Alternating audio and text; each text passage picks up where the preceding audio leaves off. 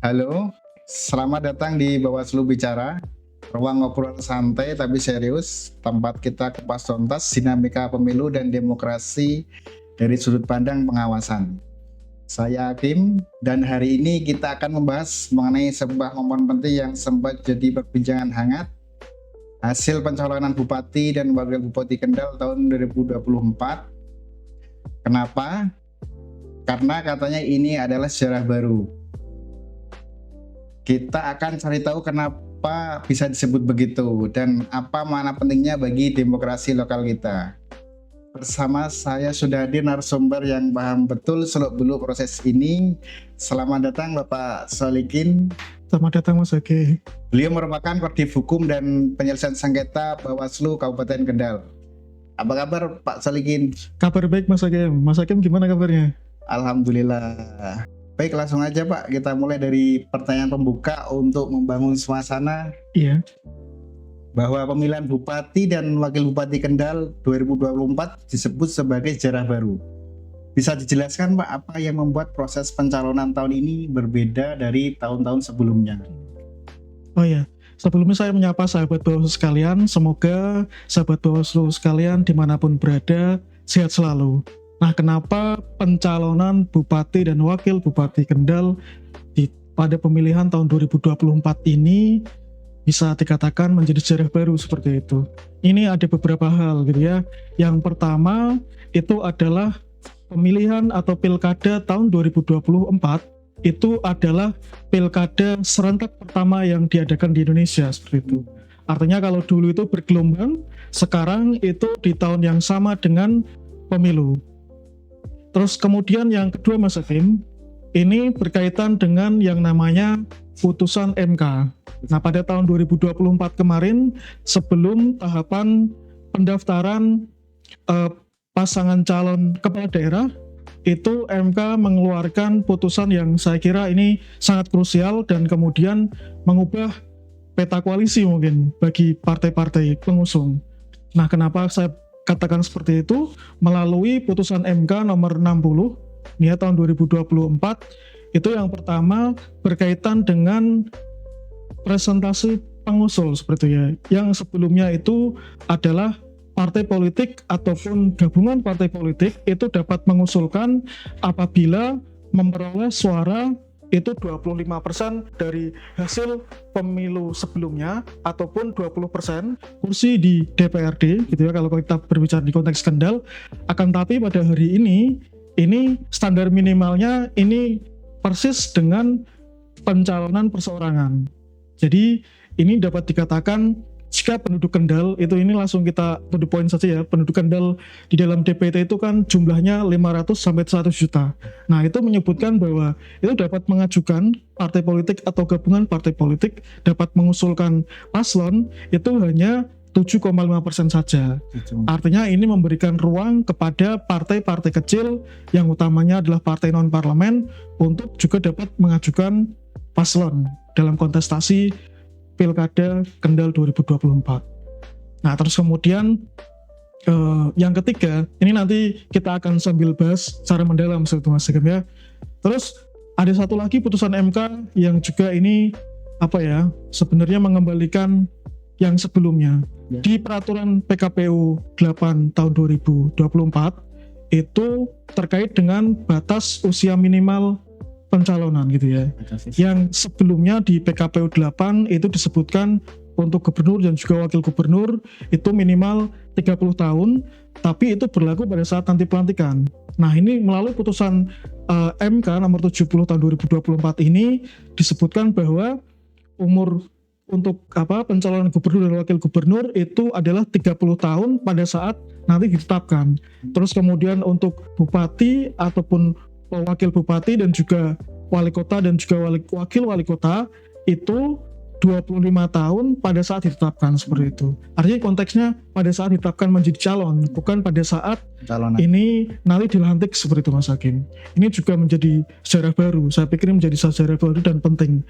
Dan nanti khusus untuk yang di Kendal itu akan ada sejarah baru yang mungkin selama ini dalam proses panjang pilkada di Kabupaten Kendal yang dipilih langsung oleh masyarakat, ini benar-benar terjadi satu haze baru Nanti kita akan bahas lebih dalam. Oh gitu. Ya. Masyarakat kadang bertanya-tanya ini Pak, apakah semua proses pencalonan itu berjalan bersih? Apa penting untuk melakukan pengawasan pencalonan? Kemudian tahapan pencalonan itu apa saja itu Pak? Oh iya, terima kasih Mas Hakim. Kenapa tahapan pencalonan ini sangat penting untuk diawasi gitu ya? Iya. Karena memang muara dari tahapan pencalonan ini nanti adalah calon-calon yang akan dipilih langsung oleh masyarakat. Artinya calon-calon ini harus sesuai dengan kriteria ataupun ketentuan-ketentuan yang ada gitu ya. Ini melalui proses panjang gitu ya. Kita berbicara terkait dengan proses pencalonan bupati dan wakil bupati Kendal 2024 ini sebenarnya prosesnya panjang sekali Mas Hakim. Ini tidak hanya dibuka pada saat proses pengusulan dari partai politik ataupun gabungan partai politik. Sebenarnya prosesnya kalau tarik mundur itu mulai dari tanggal 5 Mei. Itu adalah berkaitan dengan pencalonan perseorangan gitu ya. Nah, pencalonan perseorangan di Kendal ini ya dilalahnya atau istilahnya kayak ini tidak ada gitu ya. Tidak ada yang mengusulkan untuk maju menjadi pasangan calon perseorangan gitu ya. Terus kemudian karena tidak ada yang mengajukan calon perseorangan, terus kemudian di Agustus itu tahapannya adalah dibukanya kayak pencalonan untuk yang diusulkan oleh partai politik ataupun gabungan partai politik. Gitu Mas Hakim. Kita masuk ke sisi pengawasan Pak. Oh iya. Oh tadi pertanyaannya ada. Ini mengapa sih penting untuk diawasi gitu ya? Ini mengapa penting untuk diawasi proses pencalonan ini? Karena apa? Karena setiap tahapan-tahapan dari proses pencalonan itu sangat penting sekali gitu ya. Tidak hanya by personnya saja. Terus kemudian itu juga terkait dengan misal siapa yang mengusulkan itu harus clear. Artinya biar tidak ada misal konflik dari partai politik. Terus kemudian juga yang kedua ini terkaitan dengan persyaratan-persyaratan itu dia itu harus clear Mas Hakim. Artinya misal banyak sekali persyaratan-persyaratan pencalonan. Nah biasanya yang mungkin menjadi problematik atau istilahnya sampai ke MK itu pertama itu adalah kaitannya dengan ijazah, terus kemudian kaitannya dengan status misal tidak pernah dipidana gitu ya.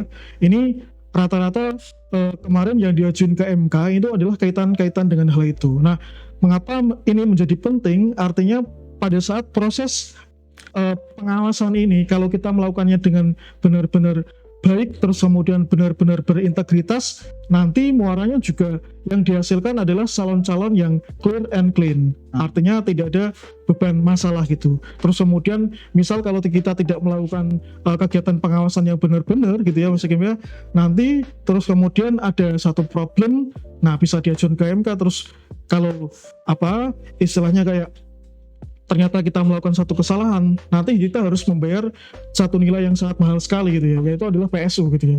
Kita nggak kebayangkan kemarin di MK di tahun 2024 ini ada beberapa kasus yang saya sebutkan tadi, artinya tidak clear pada saat proses pencalonannya. Akhirnya Akhirnya harus diulang untuk seluruh kabupaten atau kota, dan itu mungkin nilainya sangat banyak sekali gitu ya, karena terus kemudian ini kita tidak boleh terjadi gitu ya. Karena terus kemudian apa usaha-usaha yang kita laksanakan gitu ya sebagai Bawaslu, sebagai lembaga pengawas, itu yang pertama kita selalu mengupayakan usaha-usaha pencegahan. Kita tahu tentu Mas Hakim bahwa menjadi paradigma hari ini Bawaslu itu adalah pencegahan. Kita sudah mengirimkan 6 surat pencegahan atau surat imbauan kepada KPU ataupun rekan-rekan partai pengusul seperti itu ya, untuk menaati peraturan atau ketentuan-ketentuan yang ada. Nah, kita selalu ingatkan pada sub-sub tahapan di dalam pengawasan gitu ya. Entah itu dari tadi saya sebutkan proses pencalonan perseorangan, terus kemudian proses pengumuman gitu ya yang harus diumumkan oleh KPU, terus pada saat proses pendaftaran, terus kemudian ada juga pada saat proses penelitian berkas-berkas administrasinya ataupun pada saat penetapan gitu misalnya. Itu berarti poinnya adalah ini benar-benar sangat penting untuk kita laksanakan pengawasan gitu ya, agar hasilnya tentu clear and clean gitu ya. Clear and clean. Kemudian apakah dalam proses pencalonan ini ditemukan adanya dugaan pelanggaran pemilu Pak? Di Kabupaten Kendal. Mas Hakim, pada saat proses pengawasan ini kita benar-benar awasi betul ya setiap detiknya, setiap langkahnya, setiap jenggalnya terkait dengan pengawasan ini. Kita pastikan bahwa setiap proses-proses itu ini tidak ada kesalahan gitu ya. Artinya benar-benar ini sesuai dengan ketentuan, dan alhamdulillahnya dari awal sampai terus kemudian penetapan ini tidak ada istilahnya kayak pelanggaran yang terjadi gitu ya. Kemarin ada pada saat kita melakukan pengawasan pendaftaran itu beberapa hal administratif misal yang kurang, terus kemudian kita himbau pada saat itu, terus bisa dilengkapi pada saat itu juga. Artinya tidak terjadi pelanggaran gitu Mas Hakim. Nah ini karena salah satunya dari peran dari Bawaslu gitu Mas Hakim. Iya. Kemudian calonnya ada berapa Pak yang mengajukan diri? Nah Mas Hakim, untuk Kendal. calonnya mengajukan sendiri kontestasi pada pemilihan 2024 pada pencalonan Bupati dan Wakil Bupati Kendal 2024 ini yang mendaftar sebenarnya ada 4 gitu ya Mas Hakim. Ada 4. Kita nggak bentuknya gitu ya, 4 pasang gitu ya. Yang pertama itu Bu Wira, terus kemudian juga Pak Urike, itu diusung oleh 11 partai, itu partai-partai besar semua ya, mulai dari Gerindra, terus kemudian Golkar, Nasdem, dan kawan-kawan sebagainya. Terus kemudian pasangan kedua yang mendaftar itu pasangan Pak Basuki dan juga Pak Nasri, itu diusung oleh Partai Demokrat dan juga Partai PAN. Untuk pasangan calon yang ketiga itu ada Bu Diah Kartika Permanasari dan juga Pak Beni Karnadi, itu diusulkan oleh Partai PDIP dan juga Partai PKB. Nah Mas Hakim, ini yang keempat mungkin yang saya sebutkan tadi, ini kenapa ada sejarah baru di Kendal. Iya. Ini kemudian di last minute, di hari terakhir pendaftaran pasangan calon, ini secara tidak terduga gitu ya, mungkin masyarakat ataupun kita ataupun siapapun di Kendal itu tidak menduga bahwa Pak Diko ini dan juga Pak Ustadz Ali ini, Pak Diko sebelumnya itu digadang-gadang beliau akan maju pada kontestasi pemilihan gubernur, ataupun yang terakhir terus kemudian beliau juga digadang-gadang akan maju pada kontestasi Pilwalkot Kota Semarang seperti itu. Kita tidak tahu, terus kemudian tiba-tiba beliaunya daftar di last minute gitu ya. Terus kemudian ini diusulkan oleh Partai PKB gitu ya. Nah, kami sebutkan bahwa pendaftaran dari paslon 1, 2, 3 itu sudah clear. Artinya sudah lengkap gitu ya. Baik dari syarat pencalonan gitu ya. Syarat pencalonan. Apa sih syarat pencalonan Mas Hakim? Syarat pencalonan itu adalah syarat misal persetujuan dari DPP partai politik, terus kemudian juga ini persetujuan dari parpol di tingkat kabupaten seperti itu semuanya sudah clear. Terus kemudian didaftarkan di KPU, itu prosesnya juga sudah clear. Mulai dihadiri oleh paslon yang akan didaftarkan, terus kemudian juga dihadiri oleh ketua DPC ataupun sekretaris DPC, itu semua mengantarkan. Prosesnya itu clear. Terus kemudian juga berkas-berkas juga sudah diupload di Silon, terus kemudian berkas-berkas juga sudah diteliti oleh KPU dan kami juga mengawasi semuanya sudah clear sesuai dengan ketentuan. Ya. Nah, pada saat yang keempat ini Pak Diko ini terus kemudian karena PKB sebelumnya di pagi hari sudah mendaftarkan pasangan Diah Kartika Permanasari dan juga Pak Beni Karnadi. Ini tentunya kan terdapat satu partai yang mengajukan 2 paslon seperti itu. Nah, akhirnya pada saat pendaftaran Pak Diko dan juga Pak Ustadz Ali, KPU melakukan rapat pleno dan juga hasilnya adalah mengembalikan berkas pendaftaran dari Pak Diko. Ya, artinya mengembalikan gitu ya. Nah, tentu kan ini tidak diterima oleh paslon Diko dan juga Ustadz Ali. Akhirnya terus kemudian juga mengajukan sengketa ke Bawaslu Kabupaten Kendal. Nah, ini pada saat case kemarin, case pengajuan sengketa atau permohonan sengketa Pak Diko dan juga Pak Ustadz Ali, ini benar-benar menjadi pusat perhatian nasional gitu Mas Hakim. Kendal ini sempat banyak diperbincangkan di ranah nasional karena ada pendaftar paslon bupati yang berkasnya itu tidak diterima oleh KPU, itu Mas Hakim. Kemudian kita tahu kalau di Bawaslu sini ya, ini mungkin agak unik gitu ya. Kemarin juga pada saat itu proses-proses permohonan sengketa ataupun sengketa yang kita laksanakan di Bawaslu kita kantor ini sangat ramai sekali gitu ya, wartawan ataupun siapapun itu kayak setiap hari datang ke Bawaslu ingin mengetahui setiap jengkal gitu ya proses penyelesaian sengketanya itu seperti apa. Terus kemudian kita juga mendapatkan atensi banyak dari masyarakat. Itu pada saat kemarin banyak sekali kiriman bunga, ini sampai seluruh halaman di Bawaslu ini ya, ini penuh dengan karangan bunga gitu Mas Hakim. Nah hasilnya apa?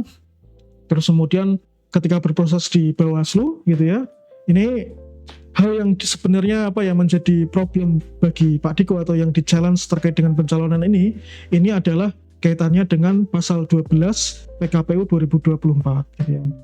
Pasal 12 PKPU 8 tahun 2024. Nah, beliau itu men-challenge kaitannya bahwa apabila terdapat partai politik atau gabungan partai politik yang mengusulkan lebih dari satu paslon gitu ya, itu dapat dilakukan konfirmasi ke DPP melalui KPU RI. Nah, beliau berpendapat seperti itu. Tapi KPU juga punya pandangan kenapa berkas pendaftaran Pak Diko itu tidak diterima gitu ya. KPU berpandangan bahwa berdasarkan pasal 11 gitu ya, walaupun pasal 11 yang intinya selain daripada persentase pengusul gitu ya, ini juga kaitannya dengan partai politik atau gabungan partai politik itu hanya dapat mengusulkan hanya satu pasangan calon gitu. Satu pasangan. Ya, terus kemudian KPU juga di PKPU 100 itu menjadi dasar mengeluarkan keputusan di dalam pleno tidak diterimanya itu menyebutkan bahwa apabila partai politik sudah melakukan pendaftaran, maka sejak itu pendaftarannya tidak dapat ditarik kembali Mas Hakim. Artinya apa? Artinya juga tidak dapat mengusulkan paslon lagi seperti itu apabila sudah dilakukan pendaftaran. Artinya pendaftaran kan proses sejak awal, pengumpulan berkas administrasi, terus kemudian sampai proses terakhirnya dikeluarkan tanda terima seperti itu. Ya, itu sudah selesai gitu ya. Terus di beberapa kesempatan juga disampaikan bahwa konteks dari pasal 12 itu berlaku tatkala memang sebelum didaftarkan gitu ya. Artinya pada saat proses di helpdesk itu terdapat 2, maka terus kemudian KPU yang akan melakukan konfirmasi ke KPU RI terkait dengan ini sebenarnya siapa sih yang diberikan mandat ataupun diberikan rekom untuk maju di dalam kontes pilkada di Kabupaten Kendal. Konteksnya seperti itu sebetulnya gitu. Terus kemudian berproses di Bawaslu juga tentu kita mendapatkan fakta-fakta dari saksi ataupun saksi ahli, dan kami berpendapat atau majelis berpendapat bahwa permohonan itu tidak dapat diterima. Itu Mas Hakim ya. Artinya permohonan itu ditolak gitu ya Mas Hakim. Dan pada saat selesai proses penolakan, ini pihak Pak Diko dan juga Pak Ustadz Tali itu menyampaikan ke publik bahwa beliau itu menghormati keputusan yang disampaikan oleh Bawaslu. Dan artinya kita alhamdulillah kayak dinamika politik yang berada di Kendal pada saat itu sudah selesai, tidak memanas lagi gitu Mas. Mungkin terakhir ini Pak. Iya. Mungkin pesan apa yang ingin disampaikan kepada masyarakat Kendal agar lebih sadar dan terlibat dalam proses demokrasi? Nah, ini Mas Hakim ya. Konteksnya dalam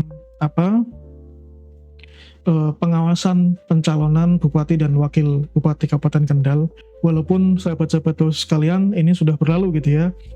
Ini dapat kami sampaikan atau kami tegaskan lagi bahwa integritas dari penyelenggara pemilu baik dari KPU ataupun Bawaslu ini menjadi sangat penting sekali. Ini sangat penting sekali. Kenapa? Karena pada saat proses tahapan ini gitu ya, ini benar-benar dihasilkan pasangan calon yang benar-benar sesuai dengan ketentuan. Artinya sudah clear and clean, dan masyarakat dapat memilih ini benar-benar pasangan calon yang baik dan sesuai ketentuan gitu ya. Tinggal nanti dilihat dari visi misinya dan lain sebagainya.